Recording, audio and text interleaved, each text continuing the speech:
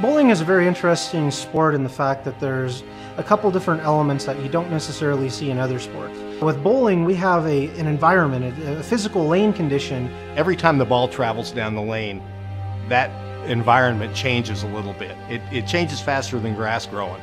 And so you have to be paying attention to what you're doing. You have to be thinking all the time when you're bowling. Imagine in a football game, if it starts raining, if they had to change the football and make it a little bit heavier so it still travels through the air the same. Or if it was a baseball pitcher and they had to change the ball that they're pitching because of the rain, affecting the curve. In bowling, this actually happened. It's as much a physical game as it is a mental game because you have to match yourself up to it. You have to figure out, how does my physical game match these lane conditions and the way I'm releasing the ball. So as R&D teams work at this, we are constantly trying to keep up with that and provide our bowlers, the people that love this sport, we're trying to give them the opportunity to score and maintain their game so that they can focus on their physical release, on those characteristics. When we're studying a bowler and we're watching their physical release, we're trying to learn about what changes. What we found is that through studying the sport, we saw sometimes a bowler, because their shoulder movement or their feet changes, they might accidentally thumb it down a little bit and kind of top it. Now the ball hooks too much. So these are common mistakes that we see bowlers create from shot to shot, but when a bowler's matched up, they strike. What we found out is that each bowling ball has unique RG planes. They're a little bit longer, smaller, tighter, more elliptical. They all have a path. They all have a topographical layout to them. And what we found is that certain paths create certain motion. That's where some layouts have the tendency to go long and skid really hard and snap really hard at the back, and others are more arcing and consistent. It's related to these RG paths. So by studying them and anticipating what they're going to be, it's actually given us the opportunity to reverse engineer a bowling ball to try and create what we feel are optimal migration paths. The inspiration behind these RG planes and migration path, it's been a concept or idea that we've thought about quite a long time in the industry. Earlier designs from our company here, we've always kind of known about this, but we've never been able to quantify it or answer the why. I distinctly remember driving through the mountains one day. I was just contemplating, how can we manipulate these shapes? What is it that we can do on the internal part of the components of the bowling ball that can really give us these unique contours? I started thinking about it and I started rotating objects in my head. So I came up with a nice small sphere. I took it and I elongated it into an oval. So by taking it and rounding one side of it, I created more of an egg type shape.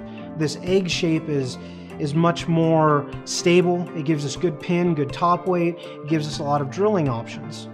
But that alone isn't enough. So that's where, driving through the mountains, all of a sudden it came to me. They didn't drill through the mountain. They followed the mountains. They cut off sides of it, and that's where, instead of drilling the cavity through it, we were able to take this contour and cut it upwards. And that cutting motion upwards, now all of a sudden you see these elliptical planes and they get much more elongated. This creates consistency for us, because now all of a sudden slight variations in release are still going the exact same direction. Maybe a little up, a little bit down, but it's still migrating in the same general path. What's unique about the double cavity design is this 60-degree wedge that creates these long ellipses that we really like. It creates a large cavity in the center of the ball where you typically see your thumb hole. So be it a pin-up layout, a pin-down layout, or even like a stacked layout, any one of these orientations, you're still within this cavity. And that means that the weight block, the heaviest, most densest part of the weight block, remains unchanged. So these RG planes that we've worked very hard to manipulate and create are no longer being changed by your thumb hole. So this is a great thing for us, because we know that no matter what layout you choose, no matter what layout your pro shop professional operator wants to use, you are able to get a shape that isn't being changed by drilling. It's a great thing for us. We chose the ERG because we were really looking to match up the weight block shape and the dynamics that comes with that shape, with that catalyst core. And when we do testing, we test a multitude of cover stock variations. Again, we're looking at oil displacement, so we're trying to find the right balance for a cover stock. We're definitely looking for higher porosity. We're looking for something that's going to be able to absorb and displace and handle a lot of oil. And this is achieved through the microchasms, through that spacing or through those capsules you'll actually see the oil be displaced. And then as far as folding goes, if you look, for example, at the shifting of the plates, tectonic plates in the earth, and we're looking at, are we looking at a central part of the Great Plains portion of the U.S., for example, or are we looking at the Rocky Mountains? You're looking at extreme differences here. And when you're looking for a ball for heavy oil and maximum performance, think Rocky Mountains. And that's what you get here when you're looking at this. And again, we have to balance it all to make sure we don't have too steep of cliffs or we don't have too massive of valleys. Again, balancing is the important key part here in the equation. And we take it very seriously at Storm. We don't just throw cover stock X or cover stock Y on a ball and say, let's go with it. We evaluate it for performance, we balance it and compare it with the type of core that we select and put in that bowling ball, and then take a look at the type of bowlers we're trying to fit, and then take a look at the type of lane conditions we're trying to adapt or mold this bowling ball to. And that's why when you see the Crux and you see the ERG cover stock and the catalyst core, you see it all put together on the lane, you're going to be amazed. This is a great technological advancement in bowling balls. The way that the core is designed, wrapped by the cover, we've done our homework on the new Crux.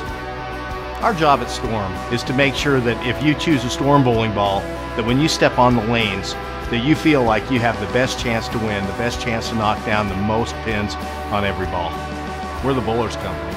We're bowlers serving bowlers. I mean, nobody understands the sport better than someone who plays it and lives it. And everyone here loves bowling and has been active in the bowling game. It's a love that we have. It's a passion that we have. And when you put passionate people and great products together, there's no reason to look anywhere else other than to Storm.